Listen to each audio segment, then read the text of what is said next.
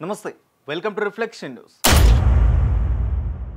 ఉత్తరప్రదేశ్లోని సహారన్పూర్ జిల్లాలో లవ్ జిహాద్ ఉదంతం వెలుగులోకి వచ్చింది. వసీం అనే వ్యక్తి రాజస్థాన్కు చెందిన ఓ హిందూ యువతికి మాయమాటలు చెప్పి నమ్మించాడు. తన పేరు రాజు అంటూ చెప్పి ప్రేమ వలలో బంధించాడు. ఆ తర్వాత బాధితురాలి ఆస్తులను అమ్మేసి సౌదీ అరేబియాకి తీసుకెళ్లాడు. అక్కడ నానా హింసలు పెట్టాడు. ఆమె తిరిగి భారతదేశానికి చేరుకోగా ఆమెపై సామూహిక అత్యాచారం చేశాడు. ఇప్పుడు ఆ మహిళను ఇస్లాం మతంలోకి మారాలని ఒత్తిడి చేస్తున్నారు. వసీం కుటుంబ సభ్యులు కూడా ఈ దారుణంలో భాగమయ్యాయి. జిల్లా పోలీసులు వెంటనే యాక్షన్ తీసుకోకుండా బాధితురాలిని 3 నెలల పాటు తిప్పించుకున్నారనే ఆరోపణలు కూడా ఉన్నాయి. అయితే ఈ విషయం హిందూ సంస్థలకు తెలియడంతో అధికారులు చర్యలకు ఉపక్రమించారు.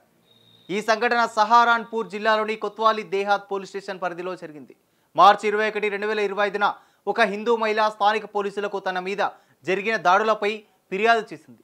తాను అనాథనని, తన తల్లిదండ్రులు చాలా కాలం క్రితం మరణించారని ఆ మహిళ వాపోయింది.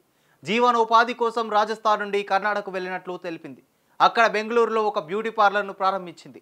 2019 సంవత్సరంలో రాజు రాథోడ్ అనే ప్రొఫైల్ ఉన్న వ్యక్తి బాధితురాలిని ఇన్స్టాగ్రామ్లో సంప్రదించాడు. ఆ తర్వాత వారిద్దరూ మాట్లాడుకోవడం ప్రారంభించారు. 2 ఏళ్ల పాటు ఆమెతో టచ్లో ఉన్న రాజు రాథోడ్ బాధితురాలిని ప్రేమిస్తున్నానని నమ్మించాడు. తాను సౌదీ అరేబియాలో పనిచేస్తున్నానని, పెళ్లి చేసుకుందామని కూడా బాధితురాలిని కోరాడు. 2021లో రాజు బాధితురాలికి పెళ్లి ప్రతిపాదన చేశాడు. ఉద్యోగం, పెళ్లి, సౌదీ అరేబియాలో పార్లర్ తెరిచేలా చేస్తానని హామీ ఇచ్చి మరి ఆ మహిళకు బాగా మాయమాటలు చెప్పాడు. రాజు రాథోడ్ ఉచ్చులో పడి బాధితురాలు బెంగళూరులోని తన ఇల్లు, ఇతర ఆస్తులను అమ్మేసి సౌదీ అరేబియాకు చేరుకుంది. అప్పుడే ఆమెకు ఒక షాకింగ్ విషయం తెలిసింది. రాజు రాథోడ్గా తాను భావిస్తున్న వ్యక్తి నిజానికి వసీం అని తెలిసింది. ఇస్లామిక్ దేశంలో బాధితురాలిని వసీం హింసించడం మొదలుపెట్టాడు. ఆ మహిళా పాస్పోర్ట్ అలాగే ఇతర పత్రాలన్నింటినీ లాక్కున్నాడు. ఆమె తీసుకెళ్లిన డబ్బును కూడా దోచేశాడు. 3 నెలలు తనపై అత్యాచారం చేశాడని బాధితురాలు ఆరోపించింది. ఈ సమయంలో ఆమె అశ్లీల ఫోటోలు, వీడియోలను కూడా కెమెరాలో బంధించాడు వసీం.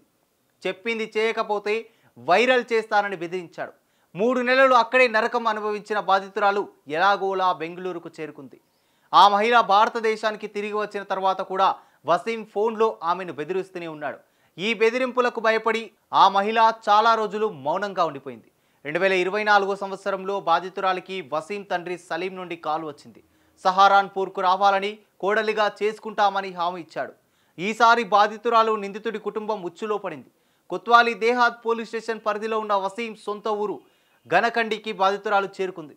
నవంబర్ 4, 2024న వసీం తండ్రి సలీం బాధితురాలికి సంబంధించి కొన్ని పత్రాలను తయారు చేశాడు.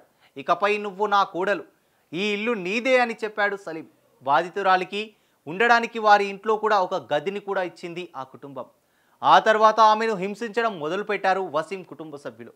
డిసెంబర్ 12, 2024న వసీం కుటుంబ సభ్యులు బాధితురాలిని ఇస్లాంలోకి మారమంటూ ఒత్తిడి చేశారు. అందుకు బాధితురాలు నిరాకరించడం వసీం కుటుంబానికి నచ్చలేదు.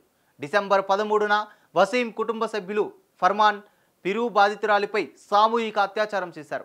దారుణంగా కొట్టారు కూడా. డిసెంబర్ 14న బాధితురాలు తనపై జరిగిన అత్యాచారం గురించి స్థానిక పోలీసులకు సమాచారం ఇచ్చింది. బాధితురాలి ఫిర్యాదును స్థానిక పోలీసులు పట్టించుకోలేదు. ఆ మహిళకు కనీసం వైద్య పరీక్షలు కూడా చేయలేదు. పోలీసులు ఏమీ చేయకపోవడంతో నిందితులకు ధైర్యం మరింత పెరిగింది. ఆ తర్వాత కూడా ఆమెను వసీం కుటుంబ సభ్యులు వేధించడం మొదలుపెట్టారు. పలుమార్లు దాడి చేశారు. అయితే పోలీసులు ఆమె ఆరోపణలను పట్టించుకోలేదు. ఆమె పడుతున్న బాధల గురించి హిందూ సంస్థ కార్యకర్తకు తెలిసింది. సహారన్పూర్కు చెందిన కార్యకర్త విజయకాంత్ చౌహాన్ తన సంస్థతో కలిసి బాధితురాలికి న్యాయం చేయాలని డిమాండ్ చేయడం మొదలుపెట్టారు. పోలీసులు నిందితులపై చర్యలు తీసుకోకపోతే ఉద్యమం చేపడతామని స్థానిక హిందూ సంస్థలు హెచ్చరించాయి. దీంతో ప్రస్తుతం పోలీసులు విచారణ మొదలుపెట్టారు. అలా ఓ అనాథ హిందూ యువతి లవ్ జిహాద్ ట్రాప్లో పడి ఎన్నో కష్టాలను అనుభవించింది.